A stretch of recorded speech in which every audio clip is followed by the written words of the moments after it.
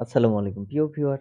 আমরা যারা Microsoft word ব্যবহার করি তারা মাঝে মধ্যে একটা সমস্যা ফিল করি। সেই সমস্যাটি হলো আপনি যখন একটি টেবিল তৈরি করেন, সেই টেবিলটি যদি ৩-৪ পেজ হয়ে যায়, তাহলে আমরা উপরের হেডিংটি প্রিন্ট করার সময় প্রত্যেক পেজে আলাদাভাবে হেডারটি নিয়ে আসতে পারি না বা প্রিন্ট করতে পারি না। আজকের এই ভিডিওর মাধ্যমে দেখাবো সেই হেডারটি প্রত্যেকটি পেজে কিভাবে প্রিন্ট করতে পারবো। তো সেক্ষেত্রে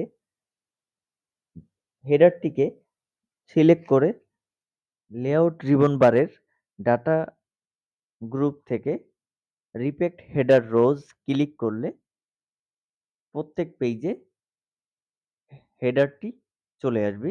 এরপর প্রিন্ট দিলে প্রত্যেক পেজে আলাদাভাবে হেডারটি সহ প্রিন্ট হবে। তো ধন্যবাদ সকলকে ভিডিওটি দেখার জন্য।